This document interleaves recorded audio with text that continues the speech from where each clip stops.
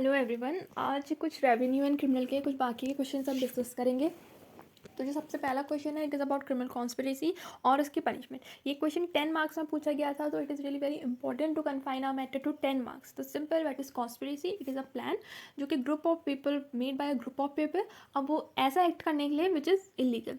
In Indian penal code it is given in chapter 5A section 120A and 120B. 128 talks about the definition of criminal conspiracy and 120B about the punishment of criminal conspiracy.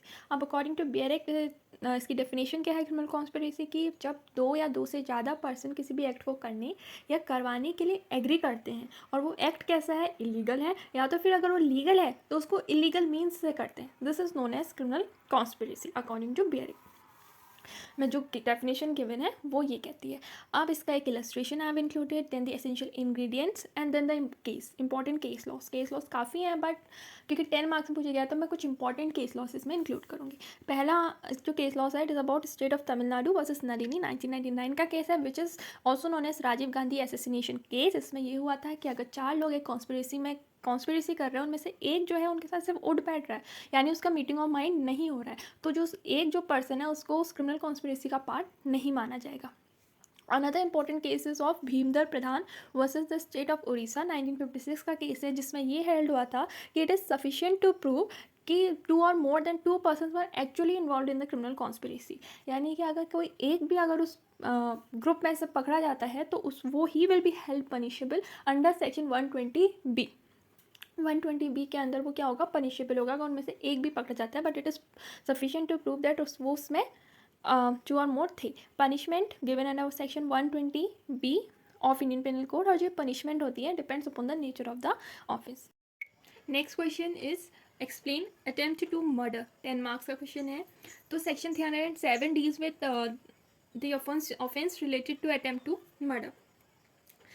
Stages of crime, क्या सबसे पहली stage of crime क्या होती है? It's intention, then preparation and then comes the attempt. जो intention और जो preparation होता है ये पनिशेबल नहीं होता है, बट अटेम्प्ट क्या होता है, पनिशेबल होता है। फॉर एग्जाम्पल, एक ए बी को पॉइजन दे के मारना चाहता है, उसको मारना चाहता है, उसका इंटेंशन है, अभी ये पनिशेबल नहीं है। उसने पॉइजन खरीद लिया है, उसके पास पॉइजन आ गया है, कि क्या हो गई, प्रिपरेशन हो गई, उसको मारने की तैयारी कर रहा है, तो it is also not punishable. लेकिन जहाँ से वो पॉइजन उसकी कस्टडी से निकलता है, उसकी कस्टडी से बाहर चला जाए, तो ये क्या हो गया, अटेम्प्ट हो गया, और विच इज़ पनिशेबल। अब चाहे वो मरा दूसरा व्यक्ति या नहीं मरा, he is punishable and this is attempt to murder.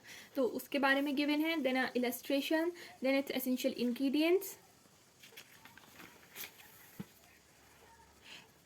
तो अटेम्प्ट टू मर्डर में अब उसने पॉइजन उसके मिल्क में मिला दिया, तो इधर से क्या हो गया, उसकी कस्टडी से वो बाहर निकल गया था, तो फिर इधर पे क्या, ही इज पनिशेबल। अब चाहे वो दूसरा पर्सन मरा था या नहीं मरा था, दिस इज इम्पॉर्टेंट। तो उसकी डेथ होना इम्पॉर्टेंट नहीं है, बस उसके आपके मर्डर के बाकी सारे जो एसेंशियल्स हैं वो पूरे होने चाहिए, और उसमें mens rea versus actus reus दोनों होना चाहिए। अब इसके कुछ important case laws, Kuldeep Singh versus state 1988, and one more, Jay Narayan versus State of Bihar.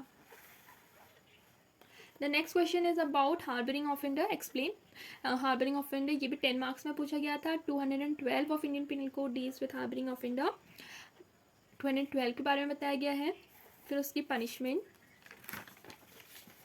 इसका एक्सेप्शन, हस्बैंड और वाइफ के केस में ये प्रोविज़न लागू नहीं होता है। फिर उसका एक इलस्ट्रेशन, और जो हार्बरिंग ऑफेंडर है, अगर it must be with the intention of screening the person from legal punishment, अगर वो उसको एज अ ह्यूमैनिटी फूड और मेडिकल एड प्रोवाइड कर रहा है, तो फिर ऑफेंस ऑफ हार्बरिंग नहीं कहा जा सकता। It can not be said to have been committed the offence of harbouring. That's all for today. Thank you.